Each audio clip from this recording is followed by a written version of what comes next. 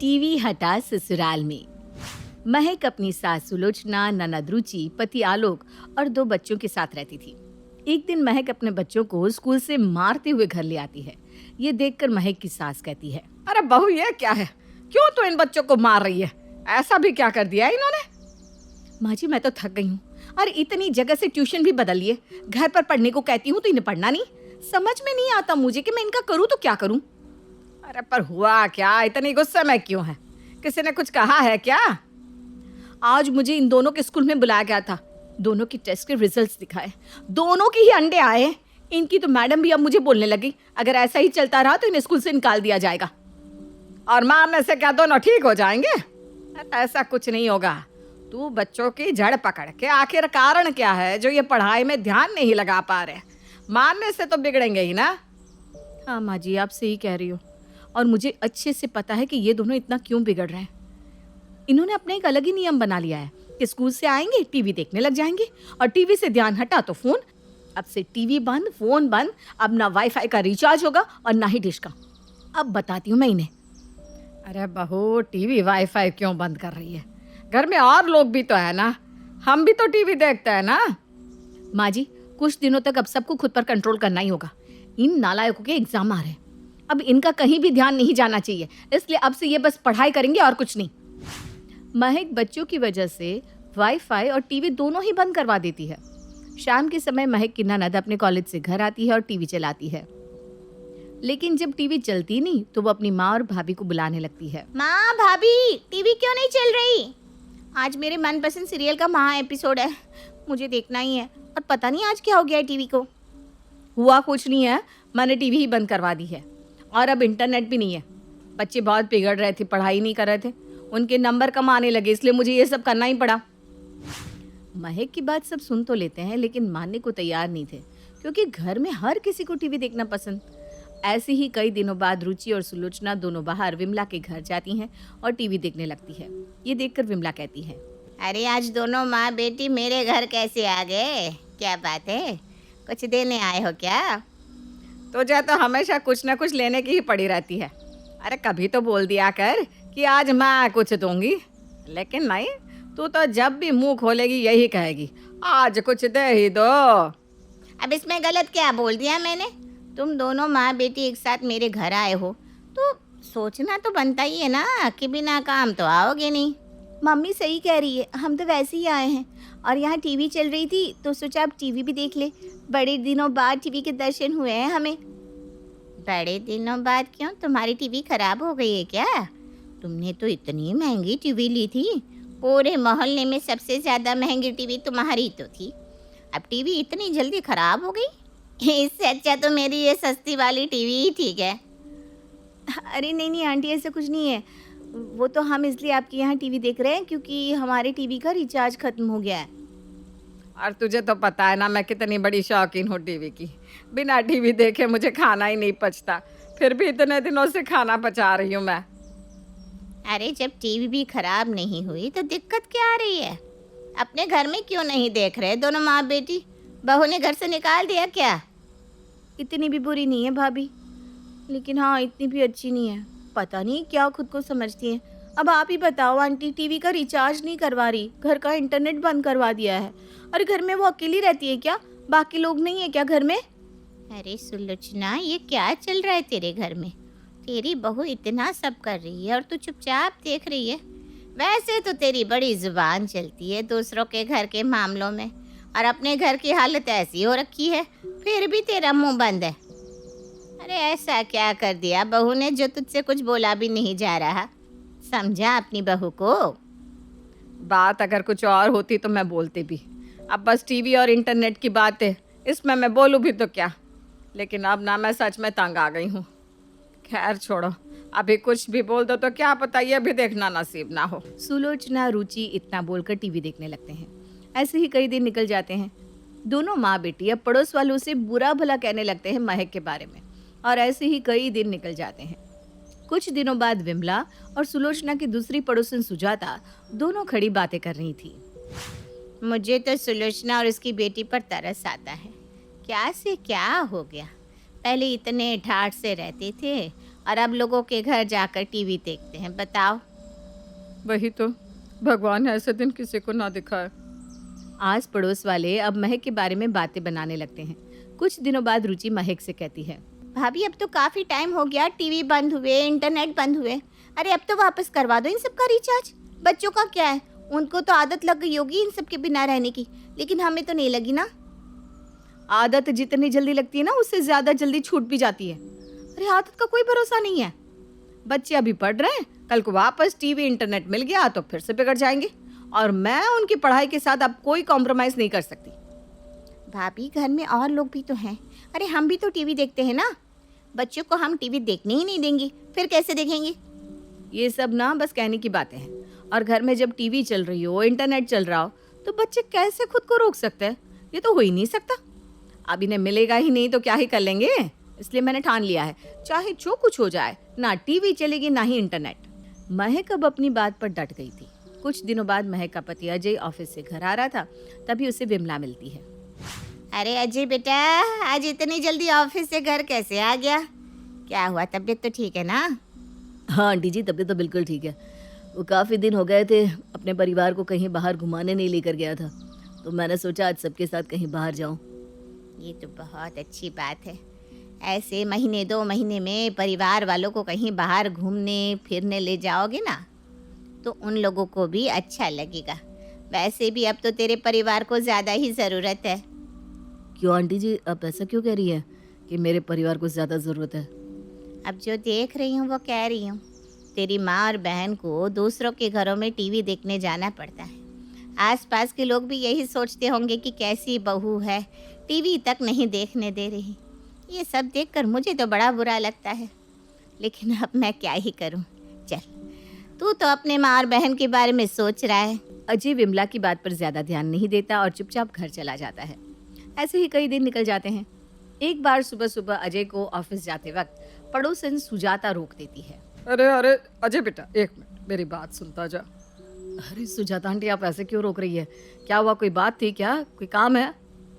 हाँ बेटा, काम तो है, लेकिन वो तेरे काम के लिए ही है। मेरे काम के लिए काम? ऐसी क्या बात है आंटी जी, बताइए। दरअसल बेटा, मैं ये कह रही थी कि तू अपने घर में टीवी चालू क्यों नहीं करवा लेता? अरे तेरी माँ और बहन मेरे घर में कल रात टीवी देख रहे थे। अब ऐसे अच्छा थोड़ी ना लगता है। देख, मैं पड़ोसन हूँ लेकिन सच बोलती हूँ। तू अब अपनी माँ और बहन के बारे में भी थोड़ा सोचा कर। आंटी बेटा, अच्छा नहीं लगता। अरे आजकल तो गरीब से गरीब घर में भी टीवी फ्रिज है, और तुम लोग तो अच्छा खासा कमाते हो, कोई कमी नहीं है। फिर टीवी ना हो, ऐसा अच्छा थोड़ी ना लगता है। सुजाता की बात सुनकर अजय को बहुत ज़्यादा गुस्सा आता है, और वो तुरंत घर आता है और टीवी इंटरनेट दोनों का ही रिचार्ज करवाता है और टीवी चालू कर देता है। टीवी की आवाज़ सुनकर सब लोग वहाँ आते हैं और महक बोल पड़ती है, ये क्या, मैंने टीवी का रिचार्ज नहीं करवाया था ताकि बच्चे पढ़ाई पर ध्यान दें। रिचार्ज किसने करवाया? मैंने करवाया। मैं मानता हूँ कि बच्चों की पढ़ाई ज़रूरी है, लेकिन इसका ये मतलब नहीं कि हम अपने टीवी का रिचार्ज तक ना करवाएं। बच्चों पर सख्ती करना ज़रूरी है, पर यह नहीं कि जिससे वो बिगड़ रहे हैं वो चीज़ ही दूर कर दी जाए। अब से टीवी का रिचार्ज रहेगा, और अगर बच्चे टीवी देख रहे हैं तो हम समय बांध देंगे। ज़्यादा से ज़्यादा 1 घंटा ही टीवी चलेगी बस। अजय की बात को अब कोई नहीं टालता, और ऐसे ही सबके मन की बात भी रह जाती है। अमीर बाप की बेटी शिल्पी को मुकेश पसंद होता है, लेकिन दोनों के बीच हैसियत की दीवार खड़ी होती है। और फिर कहीं नौकरी कर लो ना, क्या हमेशा ये लोहे की सलाखों के पीछे भागते रहते हो? कितनी मेहनत करते हो। शिल्पी, नौकरी से कुछ नहीं होगा। तुम लोगों की हैसियत तक पहुंचना है तो अपना ही बिजनेस करना पड़ेगा, वरना तुम्हारे पापा किसी और से तुम्हारी शादी करवा देंगे। अच्छा, ऐसे किससे करवा देंगे? मैं तो तुमसे ही शादी करूंगी।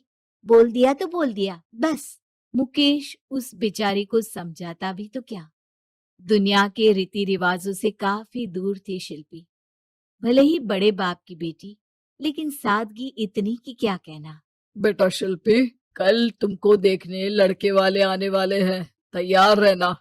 मैंने तुम्हारी माँ को समझा दिया है। घर के सारे नौकर चाकर को वो समझा देगी कि स्वागत कैसे करना है। कैसी बात कर रहे हैं पापा? मैं तो मुकेश से प्यार करती हूँ, उसी से शादी करूंगी। मैंने आपको बताया था ना। मुकेश किसका बेटा है? वो स्टील किंग सिंघानिया का या वो जो बड़े ज्वेलरी वाले हैं मेहता उनका?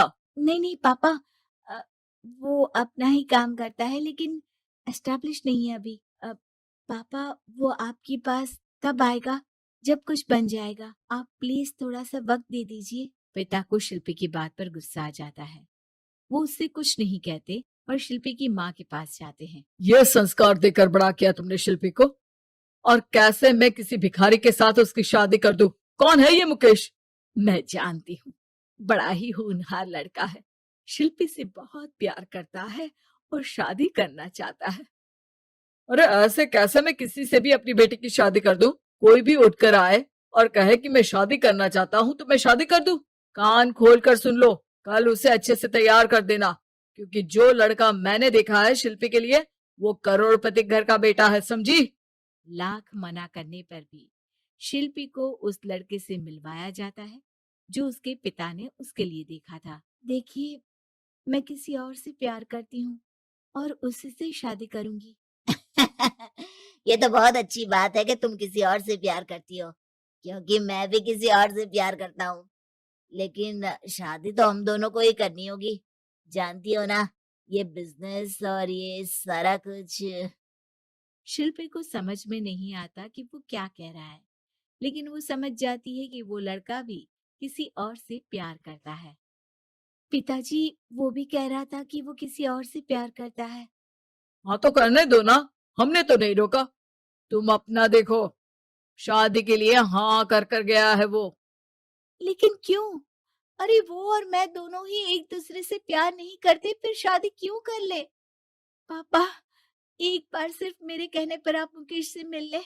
पिता शिल्पी के कहने पर फॉर्मेलिटी के लिए ही सही, लेकिन मुकेश को घर बुला लेते हैं। देखो ज्यादा वक्त नहीं दे पाऊंगा, ये बताओ कि शादी के बाद कहाँ रखोगे उसे? 2 कमरे के मकान में? नहीं सर, मैंने 2 साल के बाद का सारा प्लान कर लिया है। मैंने आयरन इंडस्ट्री खड़ी करने के लिए पूरा ब्लूप्रिंट तैयार किया है। मेरी खुद की जगह है दादाजी की। बस थोड़ा फंड का अरेंजमेंट हो जाता तो काम शुरू कर देता। अच्छा, मतलब तुम यहाँ फंड रेज करने आए हो? मुकेश समझ जाता है कि उसके पिता शिल्पी की शादी उससे कराने के मूड में नहीं है। फंड आप कभी दे भी नहीं पाएंगे मुझे तो सिर्फ शिल्पी चाहिए। मैं उसके बिना नहीं रह सकता सर, मैं उसे बहुत खुश रखूंगा। वो तो हर पति का धर्म होता है, वो तो मैं किसी से भी उसकी शादी करा दूं वो उसे खुशी रखेगा। लेकिन देखो, मैं ज्यादा बात को घुमाना नहीं चाहता। वो बड़े घर की लड़की है, उसे काम काज की आदत नहीं। अभी वो समझ नहीं रही, लेकिन तुम तो समझो, मैं किसी भी हालत में शिल्पी की शादी तुमसे नहीं करवा सकता। मुकेश पिता से लाख मन्नतें करता है लेकिन वो नहीं मानते। शिल्पी की शादी उस अमीर लड़के से हो जाती है। शादी के बाद क्या हम लोग मेरी माँ के घर चले? मुझे उन लोगों की बहुत याद आ रही है। हाँ हाँ, जाओ जाओ। वैसे भी आज मैं अपनी गर्लफ्रेंड के साथ मसूरी जा रहा हूँ, तुम जा सकती हो। कैसी बात कर रहे हैं? अब हम लोगों की शादी हो गई है, आप कैसे किसी और लड़की के साथ जा सकते हैं? अरे मैंने तो तुम्हें शादी के पहले ही बता दिया था कि मेरी कुछ गर्लफ्रेंड्स है। अब प्लीज ये टिपिकल बीवी वाला रोना धोना शुरू मत कर देना। शिल्पी पिता के घर जाती है और माता पिता को सारी बात बता देती है। इतना गंदा इंसान निकलेगा, मैंने तो सोचा ही नहीं था। अरे क्यों कराई मेरी फूल जैसी बेटी की शादी ऐसे घर में? और तो क्या हो गया, शुरू शुरू में हर घर में ऐसा होता है, धीरे धीरे ठीक हो जाएगा। और वैसे भी उन लोगों के साथ हम लोगों की एक बड़ी डील फाइनल हुई है, समझी? उन लोगों से रिश्ता बनाकर रखो, तभी पैसों की बारिश होगी। पापा, अब समझ में आया कि आपने मेरे साथ ऐसा क्यों किया। मुकेश आपके सामने गिड़गिड़ा कर गया कि वो मुझे बहुत खुश रखेगा, लेकिन आपने मेरी शादी एक ऐसे लड़के से करा दी जो किसी और लड़की से प्यार करता है और शादी सिर्फ समझौते के लिए कर रहा है। पापा, मैं जा रही हूँ, लेकिन इस घर में कभी पैर भी नहीं रखूंगी। आपने मुझे सामान की तरह इस्तेमाल किया। माँ शिल्पी को बहुत रोकती है, लेकिन वो एक नहीं सुनती। कुछ समय बाद शिल्पी, मुझे नहीं लग रहा कि अब हम दोनों के बीच ये शादी और रह पाएगी। मैं किसी और से शादी करना चाहता हूँ। वैसे तुम परेशान मत हो ना, तुम्हारे पापा के साथ हम लोगों की डील जो चल रही है ना वो नहीं रुकेगी, क्योंकि तुम बहुत अच्छी लड़की हो। ठीक है, मैं जा रही हूँ। तलाक के पेपर में साइन करके। लेकिन एक शर्त है, मैं कहाँ गई ये बात मेरे पिता तक नहीं पहुंचनी चाहिए। शिल्पी घर छोड़कर चली जाती है। वो एक नौकरी करती है और अपना जीवन खुद संभालती है। लेकिन एक दिन, शिल्पी जी, आपसे मालिक मिलना चाहते हैं। अब मुझसे क्यों? शिल्पी मालिक के कमरे में जाती है, जहां सामने मुकेश होता है। अरे आपको देखकर बहुत खुशी हुई। बहुत बड़े आदमी बन गए। थैंक्स। पर तुम्हें नौकरी करने की क्या जरूरत पड़ गई? मैंने तो सोचा भी नहीं था कि तुम मेरी शिल्पी होगी। तभी वहां शिल्पी के पिता आ जाते हैं। शिल्पी, तुम्हारे बारे में माँ से पता चला। घर चलो बेटा, मुझे माफ कर दो। मुकेश, मैं यहाँ अपनी कंपनी के काम के लिए आया हूँ। तुम्हारी कंपनी की डील अगर हमें नहीं मिली तो हम बर्बाद हो जाएंगे। वैसे अब तुम चाहो तो शिल्पी की शादी मैं तुमसे कराने को तैयार हूँ। बस करिए पापा, ये क्या सौदा लगा रखा है आपने? जिस कंपनी से आपकी डील हो, अपनी बेटी की शादी उसी के घर करा देते हैं। शिल्पी मुकेश से माफी मांगती है और वहां से जाने लगती है कि मुकेश उसे रोक लेता है। रुको शिल्पी, ये सब कुछ तुम्हारे लिए है। ये कंपनी, ये नाम सिर्फ तुमसे शादी करने के लिए ही खड़ा किया था।